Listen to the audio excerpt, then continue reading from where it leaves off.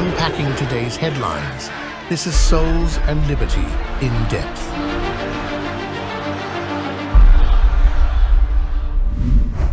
Hello, everyone, and welcome to In Depth, a production of Souls and Liberty, brought to you in partnership with MyPillow.com. As we outlined yesterday, the middle war, phase 2 of the three-phase war, it's in high gear now. And it's all about change. Keep that word in mind, change. And as a quick off-the-top-of-the-show request, if you like what we do here, please click on that provided link to make a donation and help us out. What we do for you, we put our Catholic-trained brain power to work and provide you about 1 hour of one-stop shopping, as we like to call it in the industry, framing the issue so you have a better grasp of what's going on and how to respond. So for those of you so inclined, thank you in advance for your generosity. So today, as we said, the war. And what exactly is the war being fought over? The people have spoken. The people want change. And we're going to give it to them. They will get what they asked for. I think this is going to be the most transformative presidency, perhaps since the founding of the country.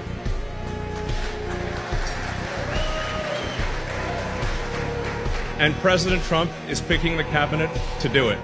Yes, sir. Team MAGA is making no secrets about what's coming, as Elon Musk said at that America First reception. We're talking transformative. That's the word. In another surprising comment, Stephen Bezos, owner of the Washington Post, and of course, that little thing called Amazon, it's kind of a hobby on the side for him. It's change. Change is the bandwagon that he's jumping on. His pet pony is government regulation strangling economic growth. His comments were somewhat lengthy, but we've sort of chopped them up and put them together to make the most relevant parts available to you for a very short time investment. Here he is. If we're talking about Trump, I think it's very interesting. I'm actually very optimistic this time around that we're going to see. I'm very hopeful about this. He seems to have a lot of energy around reducing regulation. And my point of view, if I can help him do that, I'm going to help him. Because we do have too much regulation in this country. This country is so set up to grow. By the way, all of our problems, all of our economic problems, like if you look at the deficit, and I mean, you know, the debt, the national debt, and how gigantic it is as a portion of GDP, these are real problems, and they're real long-term problems. And the way you get out of them is by outgrowing them. You're going to solve the problem of the national debt by making it a smaller percentage of GDP, not by shrinking the national debt, but by growing the GDP. You have to grow the denominator. And that means you have to grow GDP at, 3, 4, 5% a year, and, let the national debt grow slower than that. If you can do that, this is a very manageable problem. So we need a growth orientation in this country. This is the most important thing, a growth mindset. You're optimistic. I'm super optimistic about this president. And the reason I ask is because I'm very optimistic that President Trump is serious about this regulatory agenda, and I think he has a good chance of succeeding. Think about it, that's pretty remarkable stuff that Jeff Bezos is sitting on a stage making those kinds of comments. You want to talk about a vibe shift? That's it right there. I mean, look at what's going on. Now, pivoting from the billionaire class to the incoming administration, who are billionaires that's who they're backing. Stephen Miller, he's the incoming White House Deputy Chief of Policy. Pretty sure that's his title. A no-nonsense Titan type of guy who is sounding the trumpet. He's going out on the media and he's saying, here's what's coming, boys. Here's what's coming. Back up. This is what you're going to get. Take a listen. Well, let me paint a picture for you, Sean, of those first 100 days. Rapid, total, complete deregulation of American energy exploration. You're going to see an American energy boom starting right away. You're going to see all the regulations that are strangling job growth in this country and driving up prices, driving up housing costs, go away. You're going to see the border sealed shut. The criminal aliens are going to be shipped home, and foreign countries around the world are going to accept the gang members and the cartel members that are poisoning our families and murdering American children. You are going to see peace begin to restore to the world as the president works to bring back harmony in the Middle East, harmony in Europe. You're going to see him work with Congress to pass another round of historic tax relief. And you're going to see a government that is accountable to the people again.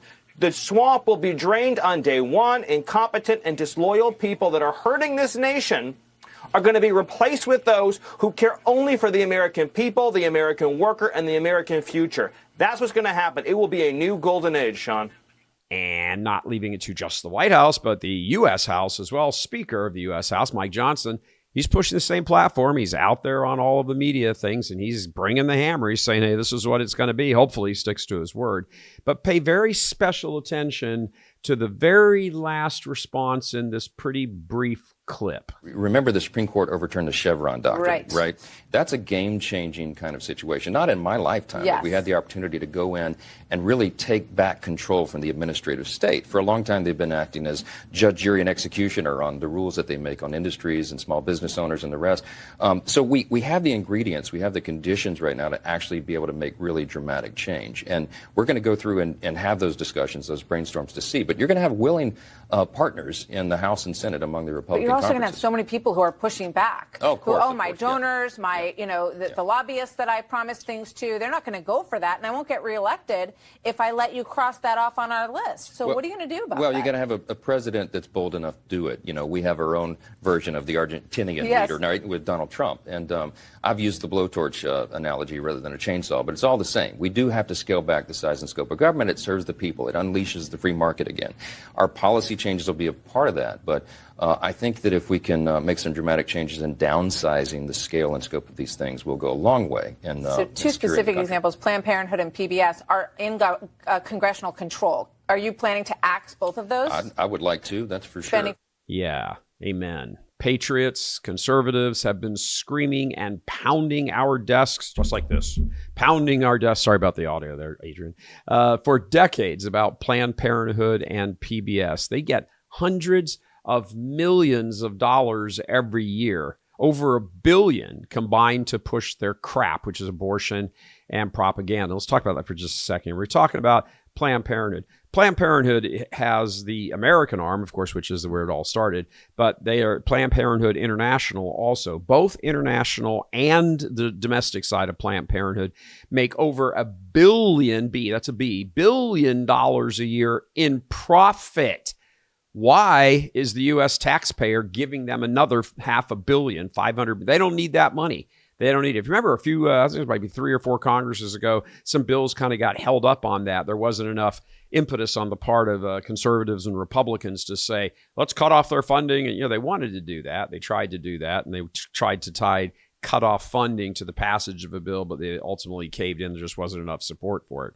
Well, now, when you're dodging your way through the swamp, what's the argument for giving a group, forget about the killing children thing for a moment, lay that aside. Of course, that's the big giant, problem with them, but purely economics and politics, why would you hand $500 million a year to a company that makes over $1 billion on its own profit?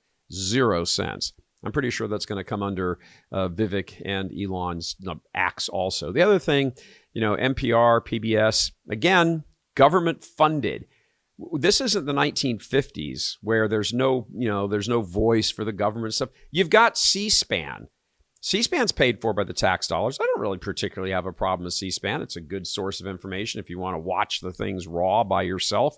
There it is. Turn them on and watch them. You don't need another $500 million a year going to the parent company of PBS and NPR and all of that stuff to take what is available to you to listen to yourself and then putting their spin on it while you're paying for it. If they want to do that, go ahead. Just get off the government teat. You don't need to be on the government teat to do that. Get out in the marketplace and compete like everybody else. That's subsidized broadcasting, and it's subsidized Marxist propaganda broadcasting. Chop it off. There's a change for you. Listen, I just took care of $1 billion for you like that. They should hire me to do this. I'll go through with my blowtorch. Anyway, change. But again, it's not just change. It's transformative change. Cannot forget that adjectives. That's what Americans voted for who voted for Trump. Remember, every single major poll before the election showed that the election was a change election. Trump was the change candidate, and Kamala was the status quo establishment, no real change candidate. So it boils down to that. And Team Trump Got to hand it to them. They're doing a great job of distilling it down to that one phrase, change or transformative change. Of course, the swamp, this is they're responding to all this. The swamp is now starting to boil. Blah, blah, blah, blah, blah, cauldron, double trouble, blah, blah. All that stuff is going on. It's all about this talk of change. They do not like it because what would be being changed is precisely them, the swamp creatures. How are they combating this great push for change on the part of MAGA? By going after the agents of change, like Pete Hegseth, for example, Trump's nominee for defense secretary. He talked about this very thing with Megyn Kelly. Do you think you're being Kavanaugh'd right now? I had a member not 45 minutes ago look me in the eye in private, just he and I, and say, that's what they're trying to do to you. That's what they're trying to do to you. That's their playbook. Get ready for more. And they're going to make it up, just like they have so far. All anonymous, all innuendo, all rumor, nothing sourced, no verification, and they're just going to keep doing it because you're a threat to them. You're a threat to their system. You're a threat to all the things in Washington, D.C., the swamp, the things that people have rejected. You're a threat to that. And so they're coming after you. And I know that. He knows that. And when you stand firm on that, it's not difficult to just continue to fight. So, yeah, we saw what happened, but guess what happened? Kavanaugh stood up, and he fought, and he won. And hopefully Republicans have learned that lesson. And Trump stood by him. And Trump stood by him.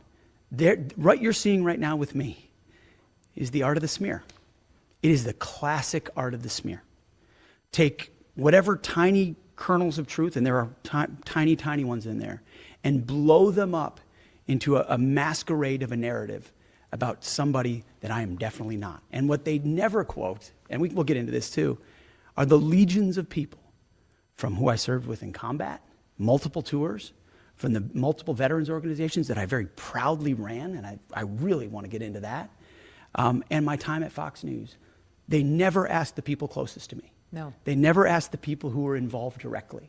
And when they do, and I've got a list right here of people, and Will Cain and my hosts at Fox News have come out, all the folks on Fox Friends have all come out and said, this is not Pete, and we've worked with Pete for 10 years, every single morning, every single day.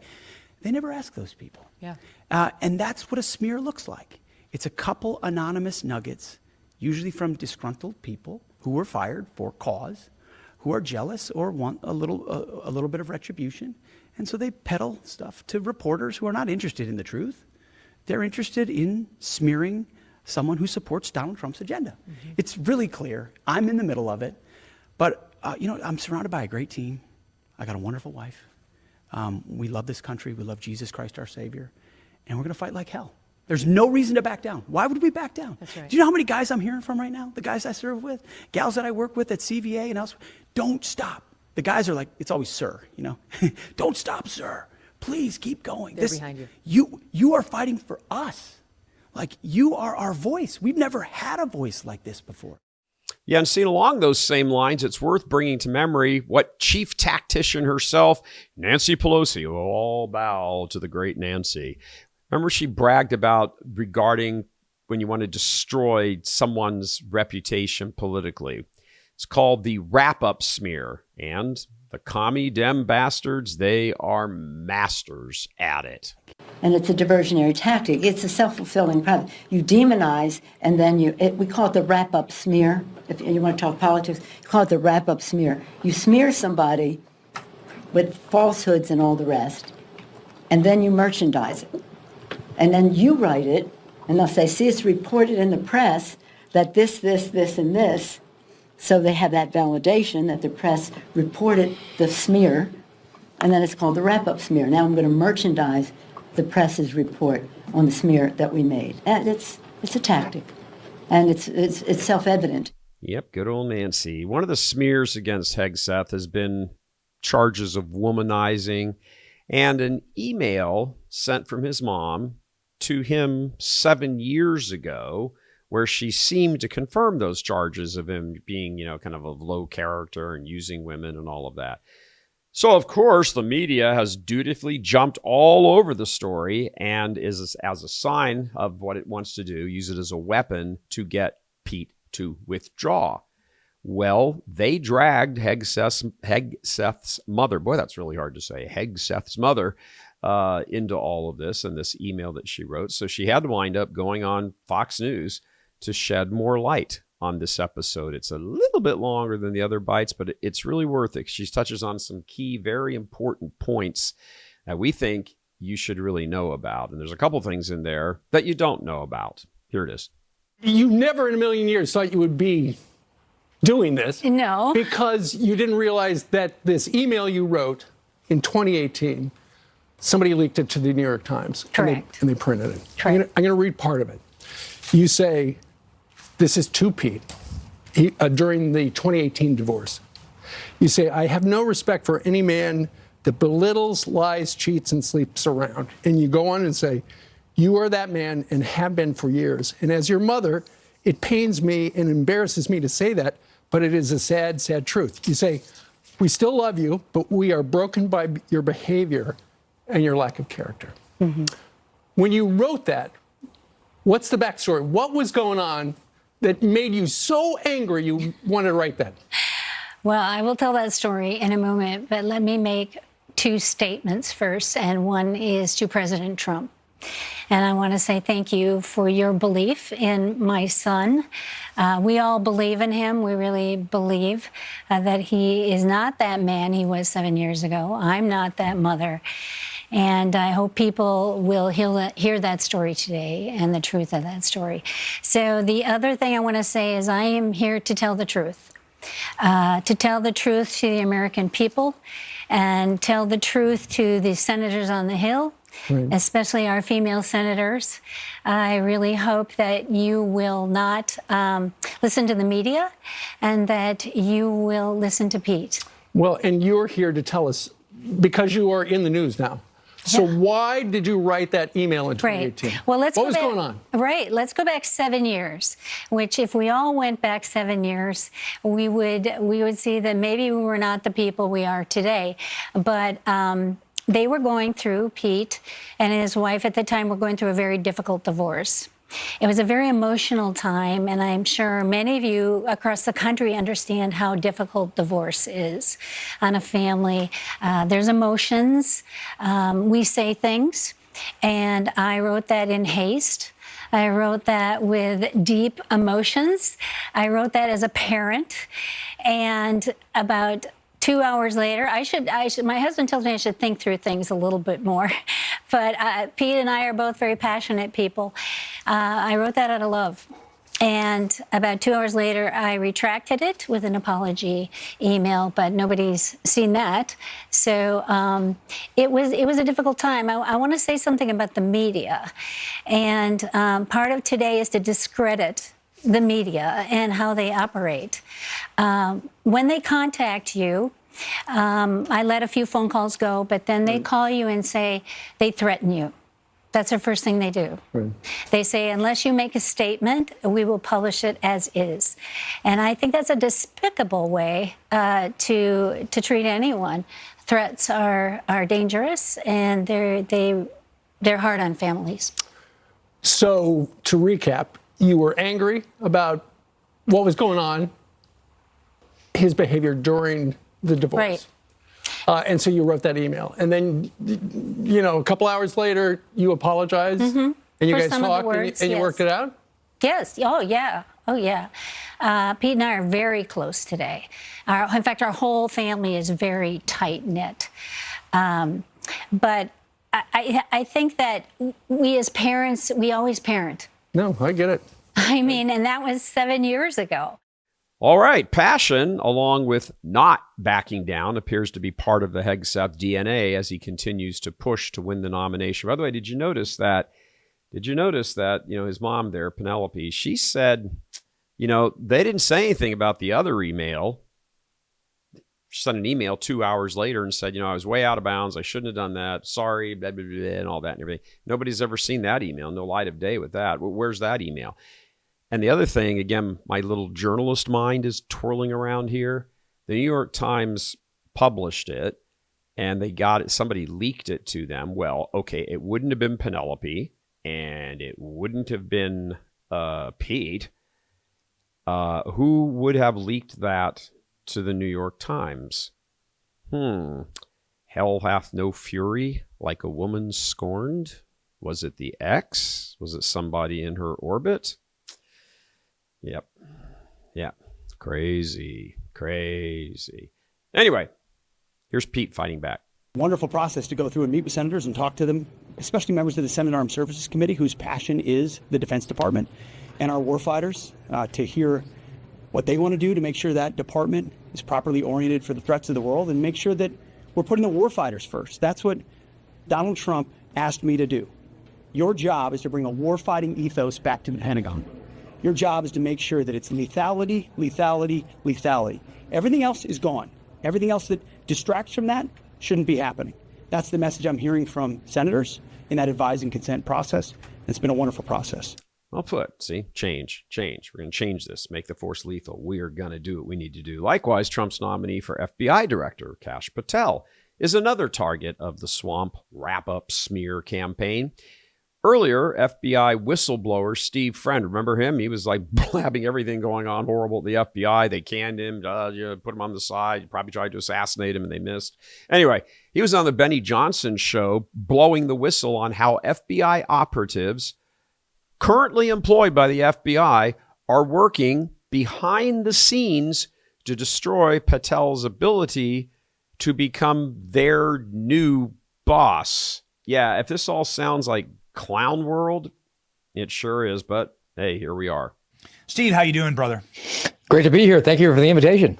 Bro, this stuff that I'm watching with Kash Patel, did Iran actually hack Kash Patel, or was Iran actually some of the people who used to work with James Comey and Andrew McCabe? Let me drop some knowledge on you. Please. So the FBI has their rule book. It's called the DIOG, Domestic Investigations Operations Guide. And there's a portion in there, it's called Appendix G. And it basically stipulates that the FBI can open up a full counterintelligence investigation on anyone who they believe could be the target, like the victim of a recruitment scheme from a foreign actor.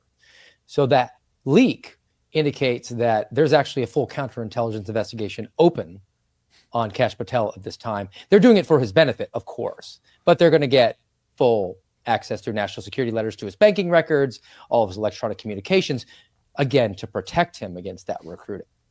And the fact that that information found its way to the front page of CNN is just, I mean, they just must have great sources, really. I mean, look, Andy McCabe over at CNN now, I'm sure he's just giving guidance back to his Rolodex of contacts within the FBI. That's right. These people, they're such sick bastards, aren't they?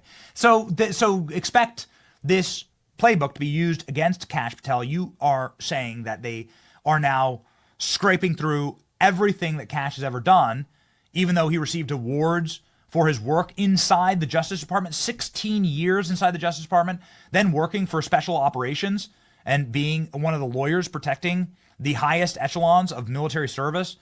They're going to go back through and they're going to try and sabotage Kash because it's a threat to the system. They are also trying to cull through his foundation.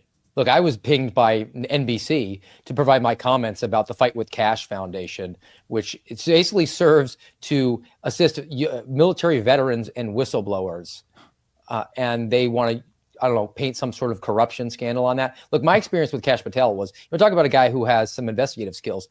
2 years ago, during Thanksgiving, actually, I got a phone call from a number I didn't know, but I was getting lots of weird phone calls at the time because my name had just become out. And I answer it, and it's a gentleman who says, hey, this is Kash Patel, and I have the foundation that supports whistleblowers. I would like to give you, because you're unpaid, indefinitely suspended forever by the FBI, $5,000. My foundation is going to give you that donation to get your family through Christmas. I don't want any attention on this. Don't tell anybody. This is just something that I do because I believe in. That's the character of the man who is tapped to become the next FBI director. Wow.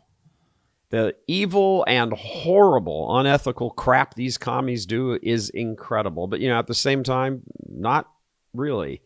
This is kind of part of the constituent of a communist. This is what they do. They destroy. They do everything. They don't care. They change the rules. They weaponize anything they need to weaponize. They're filthy, rotten, disgusting sleazebags, and they're all over DC. When we come back, details on what all this Washington, D.C. skullduggery means for you and for me. Be right back. Because of your overwhelming support, our $14.88 MyPillow has been one of the biggest sales in MyPillow history. I couldn't think of a better way to say thank you than to extend our wholesale pricing through Christmas. Get a classic standard MyPillow for only $14.88. Upgrade to a queen size, just $18.88. King size, only $1 more. Get my body pillows for only $29.88. And ready? Multi-use MyPillows, only $9.88. It's perfect time to stock up for Christmas gifts for everyone on your list. Go to MyPillow.com or call the number on your screen. Use your promo code to take advantage of our wholesale pricing. Including my classic standard MyPillows, only $14.88. But that's not all. I'm so confident you're going to love our classic MyPillows that I'm going to extend my 60-day money-back guarantee until March 1st, 2025. Plus, orders over $75 ship absolutely free. Bert, I'm welcome back again. Just a little request here. We're in the Advent/Christmas time. If there's anything you can do here before the end of the year to help us out with a donation, it's what we do here. We bring you something that we think is kind of unique. Again, the one-stop shopping looked at through, Catholic Christian eyes and perspective. It's patriotism. That's the liberty part. It's theology and philosophy. That's the souls part of souls and liberty. Anything you can do. We marry those things together.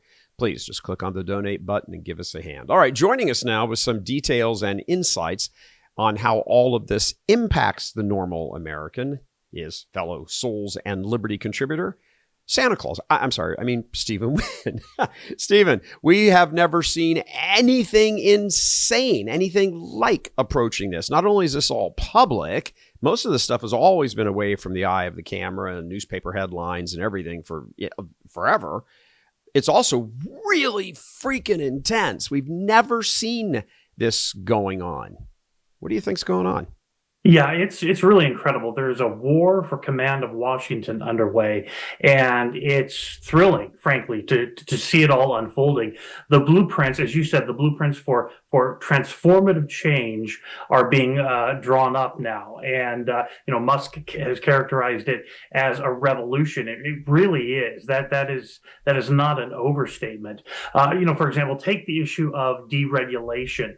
In the clip you played of House Speaker Mike Johnson, he referred to the Chevron doctrine, the Chevron deference, as it is also known. It was overturned by the Supreme Court earlier this year, over the summer, and that decision has paved the way for a massive rollback of regulatory measures. Basically, the Chevron deference it's been in place since 1984, when the High Court ruled that ambiguous, poorly worded laws could be interpreted by federal agencies however they saw fit, basically.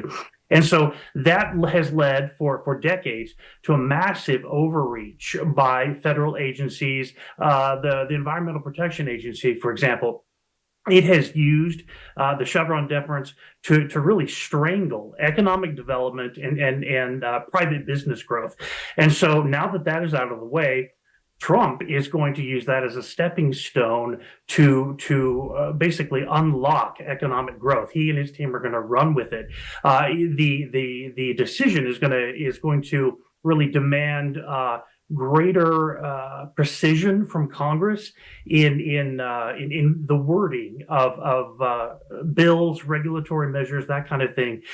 And that, coupled with Trump's new team and their agenda, it's going to unlock massive economic growth, economic development. It's really, really encouraging. It's going to be very good for private business. Stephen Miller said, let me jump in there, Stephen. Yeah. Give folks an example of some of this. Back in Detroit, we bought the original, not the original, but the second mostly well-known, better-known studio building for St. Michael's Media and Church Militant, working in tandem there. The building sale that we had to have, was when we bought it, had to undergo a LUST. It's leaking underground storage tanks thing. That's an EPA thing.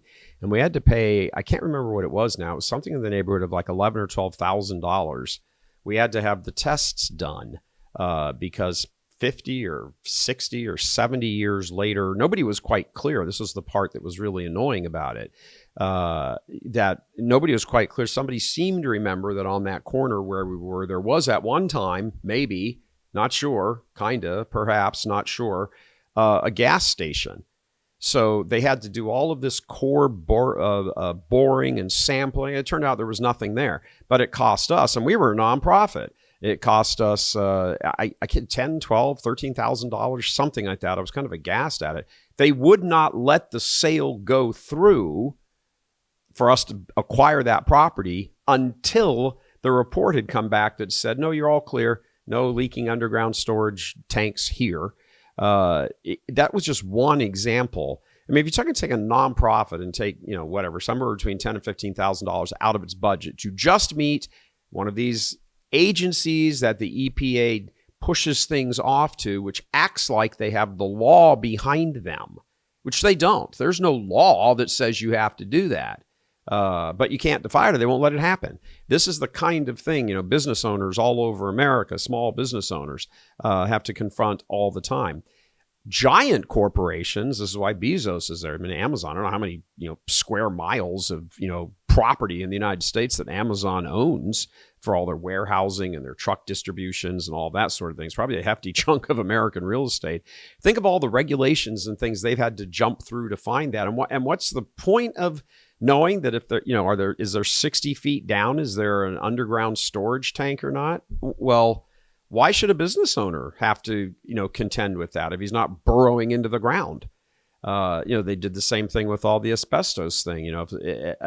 I understand there's health hazards, but the point is that isn't Congress doing all of these things? It's these agencies that have no authority except the department, the cabinet position, sort of cedes them that authority, and you can't do anything about it. There's no court of appeal to go to because they're not technically a government agency. They're really third parties that the agency, in this case, the Environmental Protection Agency, brings in, and that is empowered by the Department of Commerce. So there's just this web, and it just keeps growing, and it just keeps growing, and it keeps growing. They're sort of self-determining. They're self-determining about how the law should be interpreted. And of course, they always interpret the law in the most expansive way possible so that they can get whatever it is they want to do. And they have to go, we don't know how to handle this. Let's go hire, 100 new people and start an entirely different new department so that we can do this and that. Oh, and that one's going to, of course, need, whatever. We've gone from government regulations, the number of pages of government regulations has gone from 9,000 in 1970, 9,000 to almost 200,000 pages. I mean, that's insane, but that's what it is. That's what Elon and Vivek and Trump and the whole sort of pro-business community, everything else is like, this crap has got to end. It's strangling the economy. And I think what Bezos said was fantastic. That's exactly the point. You deregulate. There are tons of these regulations that have just come up because they're just excuse to give people jobs. And you reward your friends with another job at another post, and here's another thing, and you get to rule on this and rule on that. It has nothing to do with what it's supposed to be actually taking care of. Who gives a crap if there's a tank in the ground 60 feet below that people can't even remember from 70 years ago if it's even there or not? That's the whole point of this. It's insane. It needs to be rolled back a lot. When I was cheering, because I've had that experience with stuff, and I have my own business even before St. Michael's Media and stuff, and all these bloody regulations that you never stop. You can't get anything done because you have to fill out this paperwork and do that and wait for a response. And some idiot sitting in the office is like, oh, I don't know how we do this. And well, send it back to you. I'm sorry, you have to fill. Well, you check that box. So here's another 7 million pages you have to fill out to get permission to continue to go on to question 24. That's how this goes. It's insane. It's insane. It is, yeah. I mean, when that is an amazing stat. 9,000 pages of regulations to 200,000. I mean, honestly, it makes you wonder how we function as well as we do under those circumstances. It's just nuts. And yeah, you have to pay a lot of lawyers. You have to pay lot of lawyers to go through this stuff. And, again, if you're paying lawyers to go through a bunch of, pages of government regulations, you're not putting that money into your business. You're not able to expand this or buy that or inventory the other or figure out, a better mousetrap and then hire people to do it. And those people can, get hired and, provide jobs for them and pay taxes and all that. The exact opposite is happening. In fact, you put all these regulations in and loads of businessmen go, well, crap, I can't afford, 3 attorneys to go over that. We just won't do it. And that's how you make the decision. We're just not going to do it. Yeah, exactly. Yeah, this really, what's happening now is going to empower private citizens. It's going to return a great deal of accountability to the people themselves, to entrepreneurs, to people who are building enterprises, growing jobs. It's really encouraging. As you said, it's going to return massive amounts of money to taxpayers' pockets, and rather than siphoning these dollars away and hoarding them in government coffers. It's really, really encouraging. Yeah, it's exciting. I got to say that as I look at it, I every now and then I kind of pinch myself. I'm like, is this really happening? I can't remember who it was I was listening to, I don't know, a day or so ago. I can't remember now exactly, but they made the very important point. If all of this transformative change doesn't come now, and not a year, 2, 3 years from now, but now, like starting in January 20, about 5 seconds after Donald John Trump. If it doesn't come now, it's never going to come. It's never going to come. And I think part of the reason the commie Democrats and certain Republicans who are at least in league with them for their own personal aggrandizement, I think part of the reason they have to do this is because they have to fight all of this tooth and nail every step of the way, every nominee, every this, every that, because they're all agents of change. Every one of these people, practically every one of these people that Trump has nominated is an agent of change. Could he do better here or there? I suppose it's open for discussion, but I mean, his picks are his picks, and he's the president. He has the right to have this cabinet of members of who he wants. They don't want this to happen because if America actually starts to get back on track and become not just, I know we're the number one economy in the world. A lot of that is Biden and Harris living off the fumes of what's been going on for decades before. But if we're able to explode the economy, not just grow it, but explode the economy, and it becomes this incredible, all of that stuff that you get. Young people can afford houses now all of a sudden and down payments. And if all of that stuff starts happening, the commie Dems are done forever. It's kind of funny. They kept painting it. It's interesting when you a little bit of hindsight here. During the campaign, remember, it was the existential threat Donald Trump poses to democracy. America will change. Blah, blah, blah, blah. And, they never shut up about it. The reality of it actually is that every single one of these phases, and we outlined this yesterday, phase 1 was the election. That was painted as an existential change. Oh my gosh, the existential, issue. If Donald Trump wins, America is over. Okay, well, he won. Here we still are. Number 2, we're in this phase now of the transition. They have to try to block everything they can possibly do along the way. This is an existential threat to the existence of America. How this is going to play out, and the nominee is going to have to be recessed appointment. Can that happen? There's a whole bunch of legal, constitutional law stuff and everything there that I'm not fit to talk on, but it's going to be, it's clear that it's quite nuanced and vague, and who knows. But then the third existential threat for them is going to be, does he succeed once he becomes president? And they've got to block that too. If come 2026, America is firmly back on track, and poll after poll is showing, right track, wrong track, and it's in favor, I think they're done, at least for a decade. Who knows? And politics is, the ocean of unknown stuff. But, on paper, they'd be done. Why would you ever vote except to kill children and, preserve, transitioning 4-year-olds?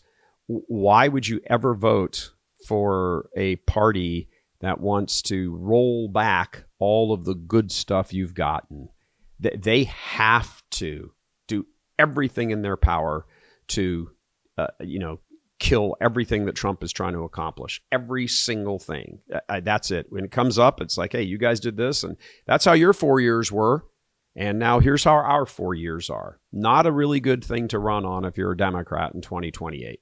Right, but that's not going to stop them. As you said, they're trying everything basically. One of the things that has just emerged in the past day or two is attempts to basically stonewall DOGE, the new Department of Government Efficiency. Now, this, of course, is led by Musk and Ramaswamy, both incredible entrepreneurs, tech titans, and so forth.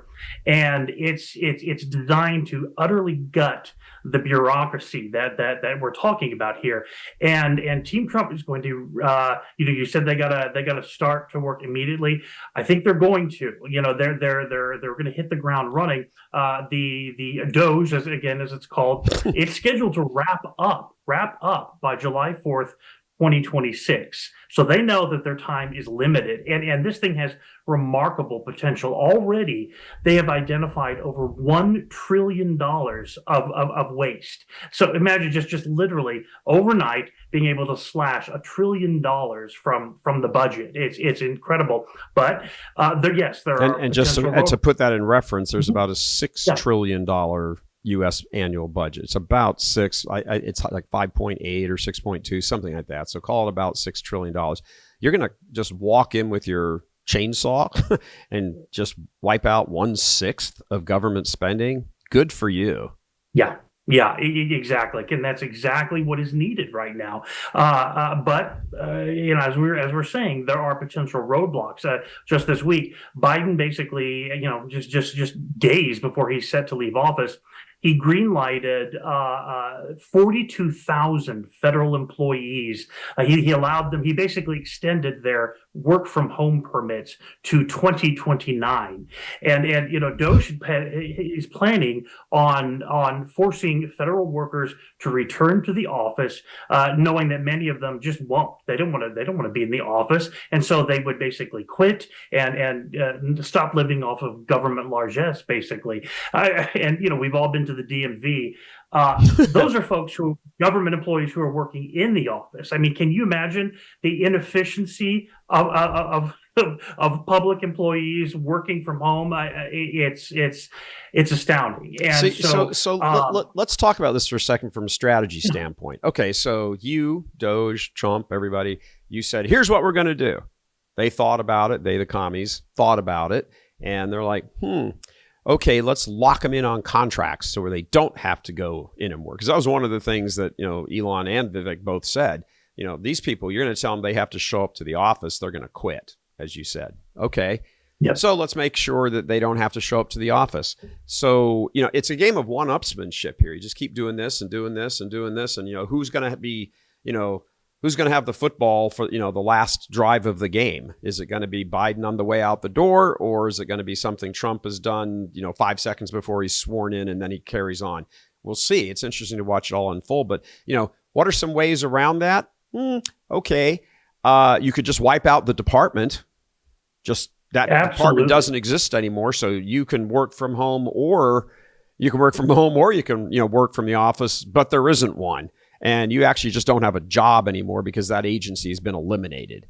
You could do that.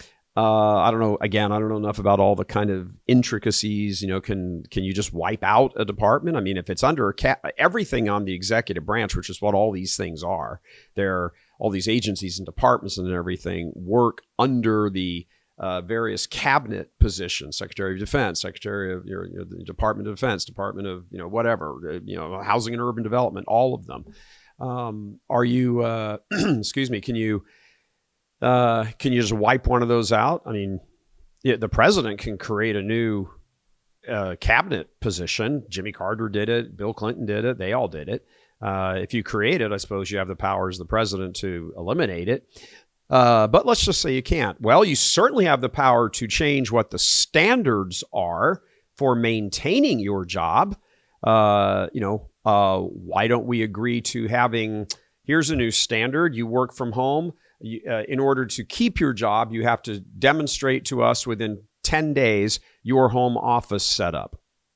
There has to be a camera there, which is on 24 hours a day. so that you can be monitored and we can know if you're at your desk. You have to check in with this person that, none of that stuff's going on right now. These people aren't working from home. They're doing their laundry.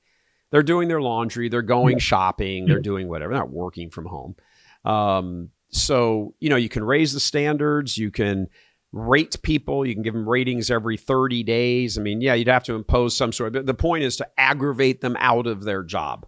There's all kinds of things you can give them bad performance reviews and fire them. Again, I don't know what the whole union deal is and what all the regulations are and all of that and everything. But, this is, there are ways when you hold the literal Trump cards, you're not the person who doesn't get the last word. Those people work, all of them work, at the service of the president. That's their job, is to uphold his departments, which uphold his cabinet members, which serve at his pleasure. So that's why he can get rid of them if he wants to, like that. It's going to be very interesting to watch how this works. These are business approaches to government waste. And I don't think they've run into somebody with a business mind. I don't mean just Trump. I don't think they've run into people with business minds on, really? You think you have some sort of entitlement to keep working here just because the outgoing president said you can continue to sit on your couch at home and eat Doritos and get paid for working at home? Don't think that's going to fly. It's going to be interesting to watch how they do this because it's got to be done. I mean, that's part of the thing, is all of the pay that goes out for these workers, should say people on the payroll. It's just more accurate. Going to be very interesting to watch how this all unfolds. It will, and yeah, you're right there. They are going to be blindsided by what they're about to encounter with Doge. I mean, look at what Musk did when he bought Twitter. Now X. And that was a private enterprise, clearly bloated, but it was a private enterprise. Private businesses are always far more efficient than these government bureaucracies. And why is that, Stephen? Why is that? Well, there's a profit motive. They're concerned about money. That's it. They don't have That's the only reason. Taxpayer dollars. That's right. If you're working for some agency or government something or other, it's other people's money, OPM, and how you spend it. Right. You don't really care, except maybe you might get pulled into like a congressional hearing once in a while and have to give an account for why your bag of hammers cost $9,000. But that's it. You have your moment of shame, and then you crawl back into your swamp hole, and everything goes on as usual. Over on the private side, it's your money. May not be your money per se, but it is your job. There's if you're a nonprofit, it's the board of directors. If you're a publicly traded company, it's the stockholders. If you're a private, it's your money. If it's private, whoever owns that company, it's their money. So yeah, this is two different worlds. This is going to be a clash of cultures like they've never seen before in D.C.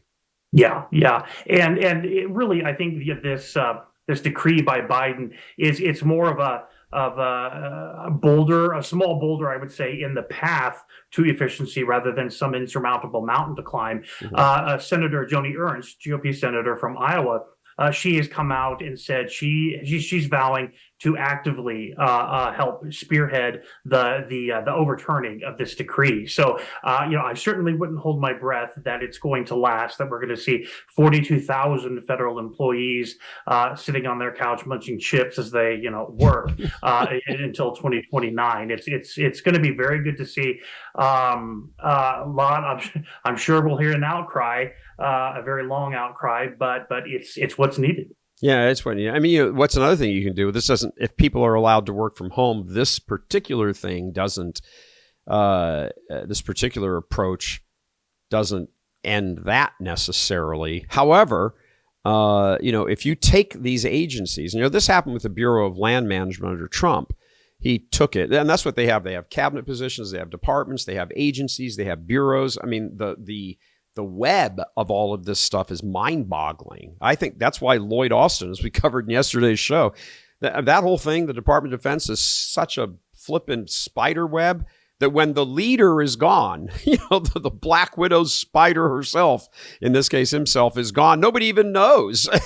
It's the thing. The webs are so extensive that The leader can be gone. I mean, what did we do for 4 days, 5 days when they were plotting the coup against Biden? Nobody knew where he was. Everybody was speculating he was dead.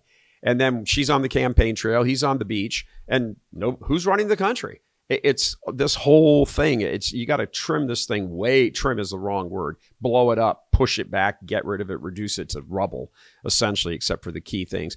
So Trump moved the Bureau of Land Management out of D.C. and into, I believe it was Colorado. Okay, cool. The agency shrunk because people weren't going to move. Now you have the case of that chatter. I think it's probably more than chatter. I think it's probably sort of part of the blueprint. Why do all of these places have to be in Washington, D.C.? For example, why does the Department of Education have to have a residence in Washington, D.C.? Public schools exist all over the country. So why can't it just be in any state? What if Trump were to move it to, I don't know, let's say Oklahoma City, where the state director of education there is a rock solid MAGA guy. You really think you're going to have a bunch of people from Washington, D.C.? I don't know how many people work in that building. Probably not that many actually in the building. But you move the headquarters from D.C. to Oklahoma City, say. How many people from D.C. are going to follow and move and pick up their lives and move to Oklahoma City? Break it up physically. Move the pieces around, like on a Monopoly board. Put your hotels over here and your houses over there, and then switch them. Yeah, exactly. Yeah, Oklahoma City is very, very different than DC in every way. So especially the culture, and they would, federal employees would not have a good time, I think, leaving the luxurious lifestyle that many of them live out there on the East Coast. Yeah, I think you're right. It's just going to be fascinating to see how all of this unfolds. It really is. Some offices or some departments like state and defense. Yeah, I mean, of course, it makes sense to have them in D.C. They need to be right physically near the president, physically, near Congress and all that sort of thing. I mean, there's like immediate work that needs to be done because that's an exchange of work between the branches. The branches of government. You have the executive branch and you have the legislative branch, and there's a lot of crossover with those two departments. But I mean, really, Bureau of Land Management, that doesn't have to be in D.C. Department of Education, that doesn't have to be in D.C. Why does the Department of Commerce have to be in D.C.? Why can't that be, I don't know, maybe in the Shenandoah Valley in very deep red West Virginia? I'm just saying. I mean, that'd be kind of nice. Why can't FEMA be moved from Washington, D.C.? Because, again, they respond all over the country. Where's their interaction? Well, wherever there happens to be some sort of natural disaster. So why can't FEMA be transported from, I don't know, D.C. to, let's say, maybe the hills of Western North Carolina, maybe? Just saying. Yeah.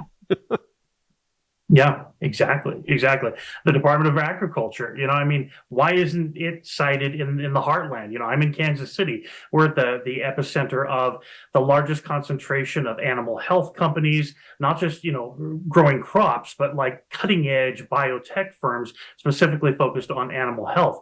Yeah. I mean, why isn't that here? I don't know. There's no reason why the bureaucracy has to be confined into this massive web there in DC. As you say, certain departments, state, the Pentagon, all of that kind of stuff. Sure, it makes sense to have it there in the Capitol, but it doesn't need to be every one. Yeah, no, and most of them, actually, I'd venture to say most of them certainly don't need to be. And wherever their headquarters would be as a department, to the degree that their agencies and their bureaus and all that sort of stuff are kept, they don't need to be in D.C. either. You don't. I mean, how many times does the Farm Bureau go onto Capitol Hill and provide testimony in person? How many times does that happen every year? So why is the Farm Bureau in D.C.? To your point, why is it out in Kansas or Iowa or Nebraska? I mean, that's where you are. I mean, there aren't. How many farms are there actually inside the Beltway? Very few. I'm pretty sure there's not that many. You fly into like Dulles or Reagan or whatever. You're like, oh, look at all the crops. Yeah, not. Exactly. So what else do you have for us on the, Stephen Miller, the incoming, policy dude? He's he's quite lit. He should be. He is, absolutely, yeah. And one of the things he talked about was the need to really overhaul the energy delivery framework, the energy industry, and that's going to be amazing because that's key to really adding to the unleashing of economic growth here. I mean, that is the cornerstone of economic growth. And, under Biden, we've had pipelines canceled, all kinds of things, again, in the name of environmental protection and so forth. That is going to do an immense amount to really spur America forward. Half of Canada, their living standards used to approach our own, but under the past 9 years of Pierre Trudeau, who's more socialist than even Kamala, their living standards have massively plunged because they instituted a carbon tax, basically, to ameliorate climate change. We're going to go in the opposite direction, and that is incredible. Yeah, when you think about what's, by the way, I don't know, the audience may not have heard it, but it's Justin Trudeau, not Pierre. I know you know the difference. Oh, I'm sorry. Yes, Justin. Pierre was senior. Justin's junior. Yes. Both sleaze bags. I'm both Catholic, by the way. Right. About as Catholic as my cell phone is. They have. When you look at the question of energy, I think in the last, maybe 2 weeks or so. Of the campaign, maybe 3 weeks, Trump was in Michigan, and it was a quasi town hall sort of thing. Believe he was in Grand Rapids. He may have been in Detroit. I can't remember. It was definitely in Michigan because I thought, somebody should have asked him that question in Pennsylvania. Somebody said, "What is it that you're going to do?" This was the day after that Oprah thing with Kamala. And that's kind of like normal middle class looking couple were on the screen and say, "Could you tell us exactly what it is you're going to do to improve our lives?" And of course, everywhere I go, I hear that people have problems. And, I was raised in a middle class family and we had nice lawns. You should never give an answer. So somebody asked Trump that almost, or at least in spirit, that same question the next day while he was at a kind of town hall, quasi town hall sort of thing. And the first words out of his mouth, he didn't think about it, he didn't even blink. He just said, energy. Yeah. We're going to open up the energy. He said, you'll be shocked at how fast your prices for things will come down when we have unleashed energy and made energy free and available. We're energy independent, even actually exporting energy like we were in his first term. Yeah, I just don't think people realize that, you go and fill up your gas, your tank, and, if it's a good year, it's $40 to fill up your tank. If it's a communist year, it's $85 to fill up your tank, or $100. While that certainly directly hits your pocketbook, so does the ripple effect of decreased prices because there's a greater demand. All these trucks. I mean, most of America's goods are transported by trucks. Those big, massive 18-wheeler, tractor trailer things, up and down all over the highway, which there seem to be quite a few here in Houston recently, but we'll skip that. It's all over the place. There are thousands and thousands and thousands of those trucks. Some of them are driving from New York to California, Florida to, the Dakotas. I mean, they're enormous gas bills. Well, who do you think pays for those gas bills? Well, the gasoline bills, the fuel bills. Well, we do. It gets passed into and knocked down. And so, a tomato that costs you, 40 cents normally now costs you 70 cents. And multiply that throughout your grocery cart, throughout your, you go to the grocery store every week or whatever. This all adds up. It's your gas, it's your groceries. It's when you go to buy anything. It had to have gotten from point A to point B. Well, 95, 99% of the time, that involved some form of transportation, inclusive on that product. Had to put all those sweaters in a truck and drive them somewhere, whatever the case is. So all the electronics that make it to, whoever, Micro Center, Best Buy, where do you think all those things came from? And how did they get there? Just the cost of transporting goods. That's why the whole Pete Buttigieg thing is a complete farce. What did he ever do, for transportation to lower costs of transporting goods to the market from the factories or the farms or whatever it is, wherever they come from? He's a joke. He's too busy breastfeeding his child, chest feeding his child, the children that he and his, weirdo, lover dude, bought from in vitro labs somewhere. It's just not the country America wants. America wants this country, a normal, common sense country where all of the stuff can transport for, a reasonable fee, reasonable amount, not jacked up gas prices. And then you think of all the energy industry jobs that do not exist right now. I mean, I'm here in Houston. I mean, this is the largest oil producing state and, port of embarkation in practically the world for oil reserves. Well, there's no jobs because there's not enough production. There's not enough production because it costs businesses too much. Regulations, the Biden administration's essentially cut the supply line to be able to do this. I mean, even look at how empty is the Strategic Petroleum Reserve. Biden used that as a campaign ploy in the summer. He kept draining it, so that's why your gas prices are a little lower. It's not because anything changed in policy. It's because he said raid the Strategic Petroleum Reserve. I believe, I think it's only a third full at this point. I can't remember if that's exactly right or not, but it's way down. Well, that needs to be refilled. Well, I mean, there's a few 100 million barrels of oil right there just to start the process.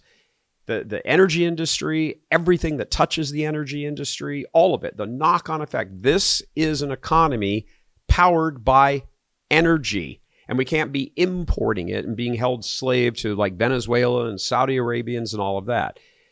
It's the regulations, it's the price, it's the policy, it's the view, it's the world view that America shouldn't be doing these things because we've been colonialists and we're racists and on and on and on.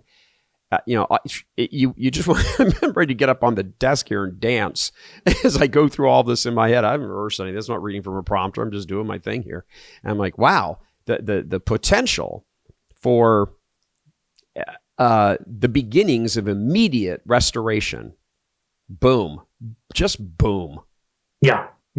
It's thrilling. After, years of just suffocating decline, and just this feeling of powerlessness. It feels so good to feel so good again. Hope is an incredible thing. Yes, and we chose to recapture that as a nation on November 5th. And we're really, God willing, are going to reap the rewards of that. Yeah, you mentioned, employment in the energy sector. Those aren't, by unleashing the energy sector, we wouldn't just create a lot of jobs, we would create a lot of high paying jobs. A decade ago, when they opened the shale fields up in western North Dakota, they had tens of thousands of guys moving across the country, relocating to, God bless residents of North Dakota, but North Dakota, sparsely populated, cold. Those cold. are hardy people. For cold, sure. cold, but, cold, cold is the operative word there, Steve. And I don't. Exactly. Yeah, it's cold. yeah, and yet, guys were willing to totally, uproot their lives to relocate there. Yeah, and they took their families there. I mean, this wasn't just those kind of like oil workers with smudge all over their faces. This is they moved their families. They started creating a different culture there of hard work and all of that. I mean, the knock-on effect of a not even necessarily a booming economy, just a solid foundation for an economy. The knock-on effect of that. You think about like the emotional health, for example, of families, husbands and wives. I mean, what's the number one thing? Every single poll you see, every single survey done, every data point, everything. They're not breaking up and arguing and fighting and throwing and smashing dishes up against the wall and everything else because of another woman and another man. The number one thing is finances. Number one thing that is always there as an aggravator. And, if you've got somebody or somebodies who aren't particularly, let's just say they're more emotionally susceptible to feeling like things are about to blow up around them. I mean, what do you think that does to the family? What about the children in the family who are watching mom and dad go at it like, tooth and nail? All of it. These are not things that humans should be subjected to. Because, yes, bad times happen. There's bad economic things happen, and all that. But a government should never be the impetus behind those bad times. I mean, you get enough bad times just kind of on their own by virtue of the fact that you're living in, the world, and the world has fallen. But government should never, ever be, and now be allowed to be, the cause of all of that knock-on stuff that, frankly, those communists, they don't give a rip about it. They don't care. No. They hate families, they hate children, and both have been very, very badly affected over the past several years. And hopefully, we're going to see a lot of that swept away very, very soon. I haven't really heard a lot of flack coming from other than environmentalists, coming from the Department of Energy, the energy sector, that kind of thing. So yeah, it's going to be really interesting to see how it all plays out here. If I could pivot for a second here, sure. One of the things that we addressed Hegseth a bit earlier, Pete Hegseth, of course, the Secretary of Defense nominee. That is a sector that's where we're seeing an enormous amount of resistance coming from really the agents of the deep state. And I think we should, we can't let this opportunity go by without addressing that. It's really the entrenched interests in the military industrial complex, in the deep state, on the radical left, all of that. They are fighting tooth and nail to prevent him from successfully ascending to that position. Sure. What I find troubling is the fact that it's some Republican senators, specifically I mentioned her earlier, Senator Joni Ernst of Iowa, who are spearheading the opposition against him. And we're going to need every Republican vote that we can get to confirm him. I don't know. Her role is very interesting. She's voiced a great deal of support for Trump, and yet she's fighting his nomination, just like I said, tooth and nail. And I wonder what the motivation is there. Now she is the first frontline female combat veteran to occupy a Senate seat. Well, Hegseth has come out and said he opposes women being on the front lines. So is this like a personal, a vendetta? She's just bitter against him. I don't know. It's whatever the motivation. Those trying to sabotage his nomination, they need to be held to account. Again, we said this yesterday, this is a line in the sand. The loss of Matt Gaetz was one thing. This is something entirely different because Hegseth has flat out said he's going to fire all these woke generals, these woke leaders. He's going to reorient the focus of the military to be combat preparation, the defense of the United States, not the defense of woke ideology. Wow, isn't that a unique idea? Yeah, incredible. Yeah, revolutionary. Yeah. Well, it's revolutionary in the eyes of the woke commies, that's for sure. What do you mean? What do you mean you want the military to defend the country? How dare you? Yeah. We want to put them in stocking pants and high heels and parade them past the generals. Yeah, right. Yeah, sure. Yeah, exactly. And then that's done nothing, as we said yesterday, but just sap morale, especially the morale of male recruits. The level of male recruitment has plunged over the past several years, and so we've got to turn this thing around. We can spend billions of dollars on incredibly impressive new planes and technology and all this kind of stuff.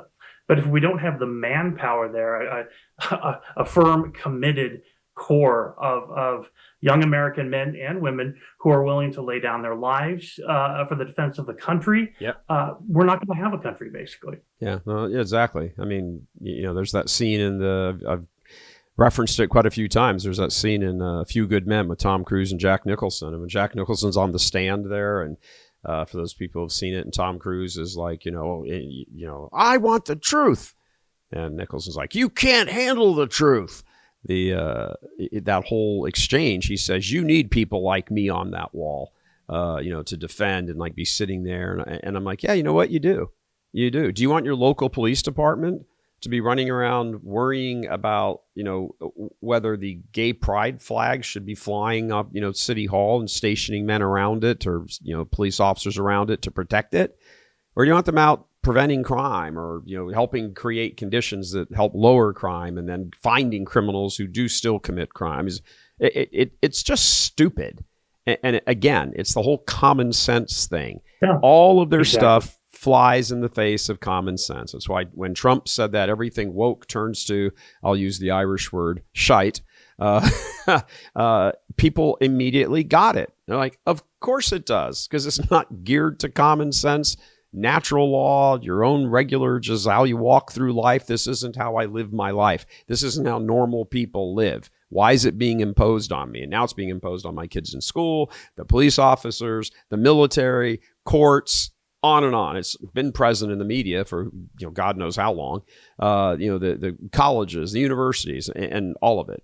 And it's just so wonderful to see this pushback. I mean, when we started, you were like, this is exciting times to be in. And I'm like, yeah, it is. It's like, wow, this is really, really impressive to be alive right now and sort of watch all of this unfold. Is it going to be bloody? Is it going to be messy? Yeah, of course it will. Absolutely, it will be. But that doesn't mean that it's not worth pulling up some popcorn, watching, and getting involved. Right, exactly. And if I could say one more thing here, it's not just a thrilling, but it's an incredible relief to see learn about some of the changes that are being planned. Another one who's being targeted is Kash Patel, Trump's nomination for FBI director.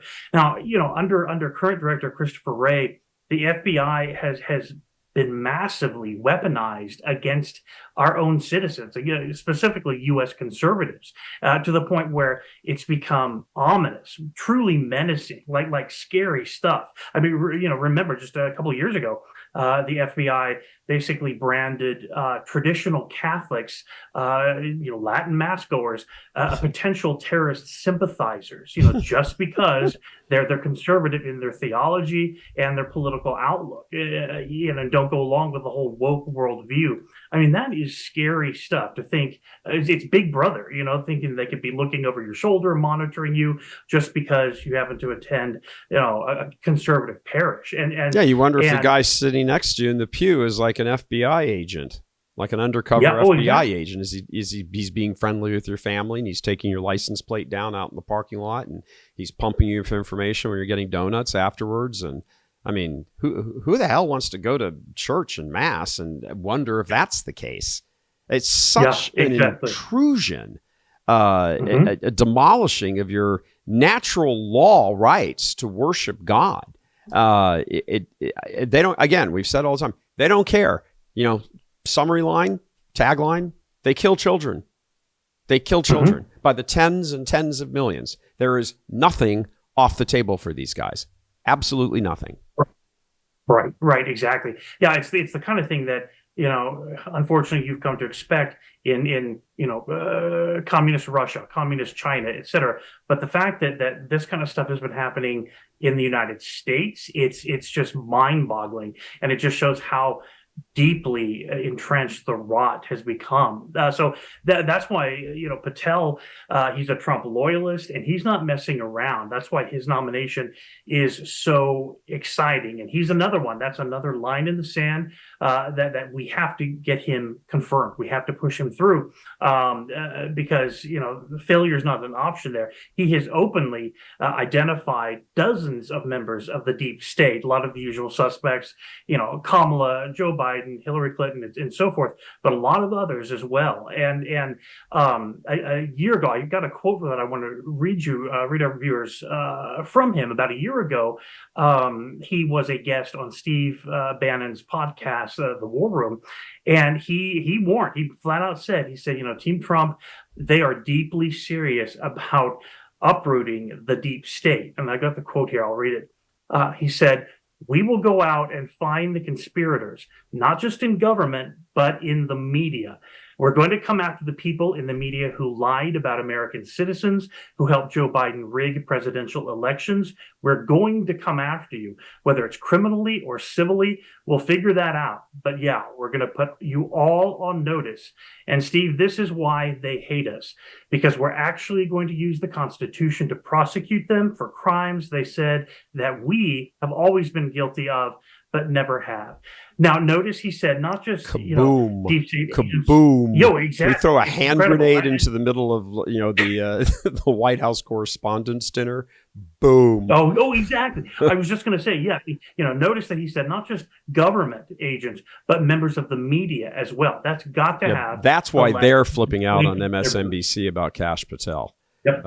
Yeah, exactly. Yeah, I mean, exactly. look, Trump has a $10 billion lawsuit against CBS for that 60 Minutes edit of Kamala. I don't know if he's going to win $10 billion, but if he's going to win it all, and if he does, there's going to be some settlement. I mean, who knows all this stuff. But the point is, this is not something.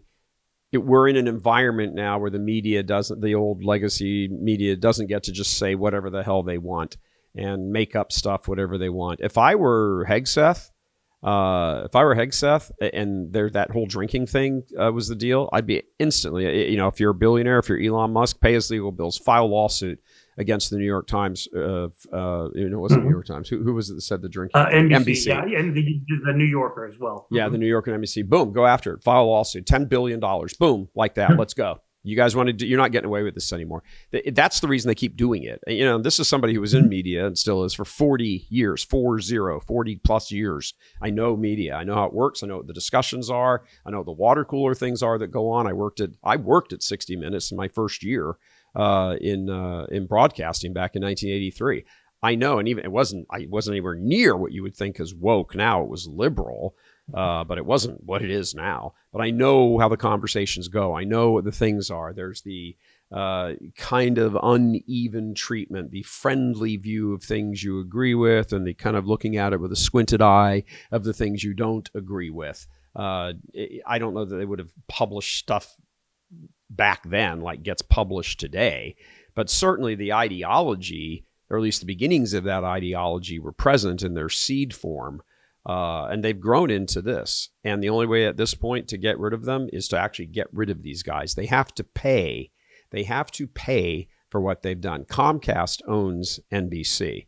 So, heck, file a lawsuit against Comcast for, improper oversight of one of their divisions. I mean, that's one of their divisions. NBC is one of their divisions, and then NBC News under it. Go after them all. Tie them up in court like they would tie you up in court in a heartbeat. And you've got the money to be able to do it. I mean, if Elon and all these guys wanted to just take all their money and throw it into some kind of PAC, Bezos and Elon, holy crap, what do they have, like an extra $80 billion hanging around?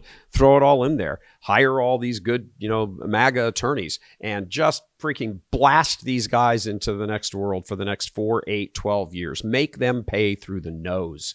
It's not revenge. Yeah. It's justice. Absolutely, yeah. They've never been held accountable, and to force them to be accountable. I mean, can you imagine the approval ratings of Trump and his team if they actually did that? They would soar through the roof. You mentioned yesterday what media trust among the American people is 11%. Yeah, people hate the establishment media. Yeah. Even a heck of a lot of Dems. They still digest them. They still watch them. But can you imagine the sentiment? There would be parties across this country if they were to do stuff like that. Here's an interesting point to ponder for a little bit. There's a 1964, 68, I think it's 1964 case,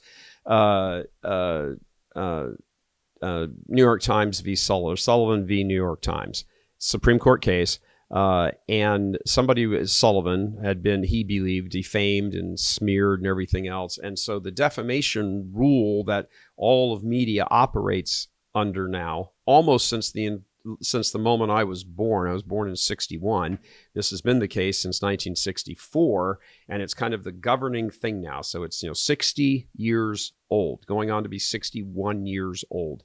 And they set a standard that if you're a private citizen, there's a certain bar which is a pretty low bar for you to cross, a threshold for you to get over in order to win a defamation suit against a media outlet. Then if you are what is considered a public person, like a movie star, for example, the bar goes up a little bit higher. There's more that you have to prove. It's all runs into like malice and negligence and all that sort of thing. There's a few things involved. The more well-known you are, or the more authority you have, all the way up to politicians, they have practically an insurmountable bar. Remember the Sarah Palin case against New York Times last year or 2 years ago? They had emails. Sarah Palin's crew had emails from within the New York Times essentially saying, pardon my French here, but we're going to get that bitch. Let's slow her. Let's get rid of her. Let's do this. Let's attack her here. Let's go after that. They had the internal emails. And because of the Sullivan Times ruling, from the Supreme Court setting that standard, she still lost. I'm like, well, what do you have to do? I mean, does the New York Times editor-in-chief have to come in with a machine gun and kill your family in the dead of night with a camera crew in tow showing him doing it? Well, what do you have to do to win a defamation suit if you're a politician? Because the flip side of that is, as long as that bar is so high that, media can say whatever they want about a politician, knowing that no politician is ever going to be able to get over that bar, you come up with these like, private, anonymous sources in Fox News say that, Pete Hegseth has a drinking problem. You're allowed to just completely wipe out somebody's, character on the headlines of the New York Times and Slate and New Yorker and NBC News and everything else. And you get to just say, well, anonymous sources said. I mean, that's what we had with Russia for 3 years. The interesting thing is there's a debate about what Supreme Court justices today would be willing to relook at New York Times v. Sullivan and say, maybe we should change the standard. Didn't quite, maybe it was useful back in the day, but talk about transformative change. If somebody brought a case and wanted to, as part of their case, of their legal case, Trump's either maybe Hegseth or whoever, wanted to say blah, blah, blah, and then put into that, because it's not a law. That's not a law. It's a court ruling that gets applied in these cases, and it's kind of a precedent.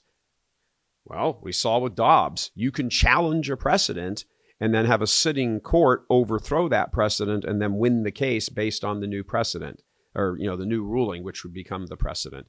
That's a very interesting kind of thought game to play, because I know Clarence Thomas has come out and said, in Clarence Thomas's polite way, he said that ruling is crap. It allows way too much stuff to go on.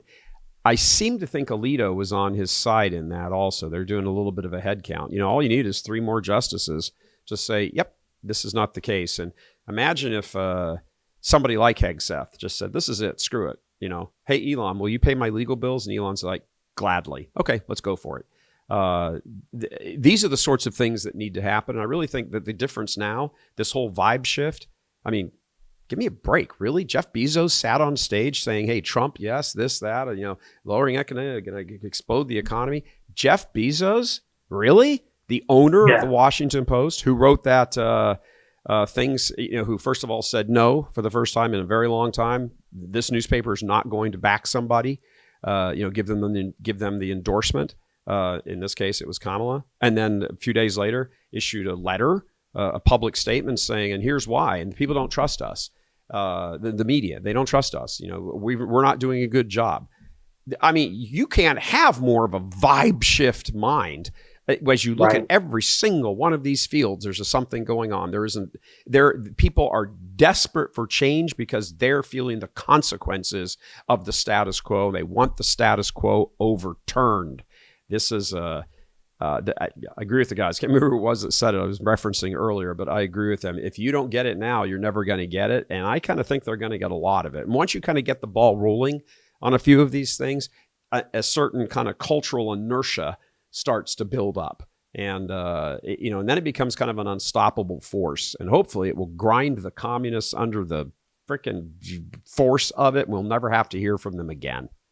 Yeah, exactly. The deep state agents have been, they're in every field imaginable, and for decades, especially over the last two, they've been working hand in glove with each other, reinforcing, one decision, one move after another, and it's gotten us to where we are today. But all the stuff you just laid out, I find fascinating. I was not aware of that background, and I think probably very few Americans are. And it just, again, it underscores our point that there is a revolution underway. We've touched on just a handful of battles that are going on, in DC right now. There are so many more to come because so many more need to come, to uproot deep state influence, and the potential on the other side of this great long war. It's really unimaginable. It could be, I recently, before the election, heard people talking about, the potential for a new golden age for America. I don't know. Maybe I was cynical and whatnot, but I just thought, whatever happens, our best days are probably behind us. But when you start looking at all the fronts that can be rolled back, that can be conquered in this, we really could, God willing, have another golden age for this country. Sure. It's incredibly exciting. Sure. I mean, more than rolled back. I mean, they need to be destroyed. You can't keep having this sort of back and forth, kind of, whoever has the ball scores, and then the other team gets the ball back on the kickoff and they go down and score, and we're just sort of trading possessions. They have to be destroyed. They've got to be destroyed and wiped off the proverbial face of the earth, because they bring nothing but evil and sorrow and malice and destruction and death and everything in their wake. They got to go.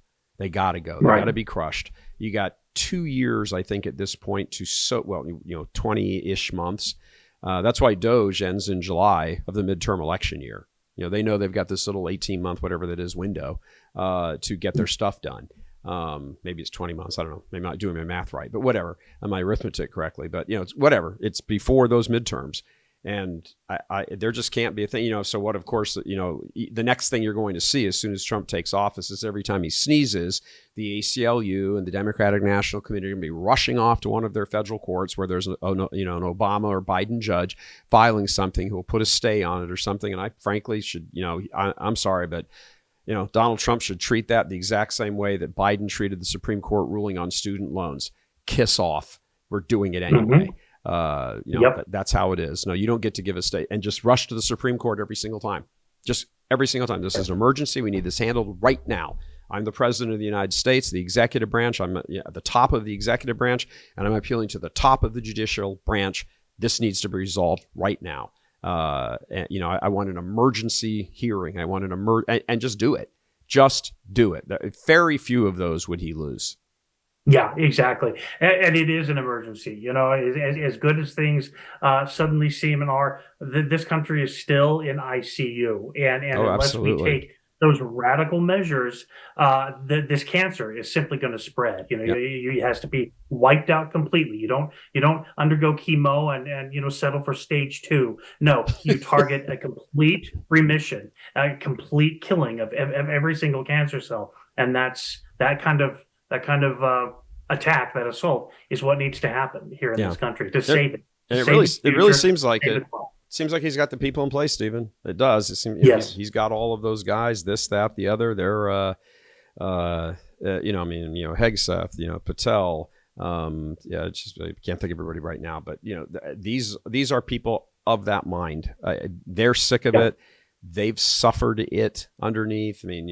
All of these guys, they are on fire to get rid of this communist thing, to rip it out It's the old expression, I'm going to rip your blonde hair out by its black roots. I mean, that's what they're up for. You can see it in their eyes. I think that's why the left is so, oh my gosh. And so everybody's on cue right now. We'll see how it goes. Stephen Wynn, Souls and Liberty contributor. Thanks very much, brother, for being on. Tremendous. As always, thank you. Thank you. All right. Just before we leave you today, just want to say that we are very thankful, obviously, for all of your continued support, and ask that if you haven't been able to support us yet, I mean, listen to these levels of discussion that we just had. Where else are you going to get these? They're important. They're important that you understand what's going on. So when a particular change comes along and all the left wing starts all their stuff and they start pulling out, oh, here's this one poor person affected by this law negatively or something. You say, yeah, but you know what? There's all these other people also that are affected positively, or this judicial appointment, or the dissolving of this particular thing. Like, for example, the garbage about they want to cut VA by, $100 billion, and they want to lower. No, they're not cutting the payments to you. They're cutting all of the excess waste in terms of, in terms of all the staffing and the personnel. That's what they want to cut. They're not going to say, oh, let's go down and just reduce grandma's Social Security by 40%. That's not what they're doing. That's how it's being painted. That's why shows like this, where you can hear all of this and kind of begin to get your mind around it or something. This is not the time to let up. This is the time to push the pedal to the metal and do it hard. So anyway, thanks for joining us as usual here on Souls and Liberty. I'm Gary Michael Vors, coming to you from Houston, Texas. God love you.